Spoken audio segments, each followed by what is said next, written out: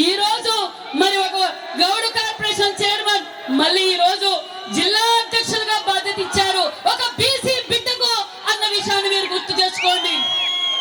BC బిడ్డకు ఈ రోజు గుర్తించారు. మరి అదే గురుమూర్తి గారు ప్రతిపక్షంలో ఉన్నప్పుడు నేను సైతం పచ్చ జెండా తెలుగుదేశం పార్టీ కోసం అదనం బెదరం చదరం అని చెప్పి పార్టీ కోసం కష్టపడి ఈ రోజు మన తెలుగుదేశం కూటమి ప్రభుత్వానికి పాలు పంచుకున్నారు. మళ్ళీ 10 వచ్చింది, మళ్ళీ అధికారంలోకి వచ్చాం. అధికారంలోకి వచ్చాక కూడా గురుమూర్తి గారు ఊరుకుండలేదు. పదవి రాకపోయినా పార్టీ బాధ్యతలు ఏ రోజు నిర్లక్ష్యం చేయలేదు. మన పార్టీ బాగుండాలి, మన కూటమి ప్రభుత్వం బాగుండాలని ఎల్లవేళలా మరి మంత్రుల చుట్టూ వెంటపడి మేము ఆ పని చేపించాం, మేము ఆ పని చెప్పాం, ఈ పని చెప్పామని చెప్పి అహర్నిశలు పార్టీ కోసం కష్టపడ్డారు.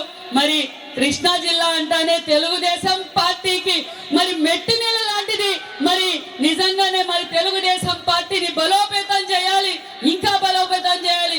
మనం 2029 ఎన్నికలకు మనం సిద్ధం కావాలన్న విషయం మీకు అందరికీ తెలియజేస్తున్నాం.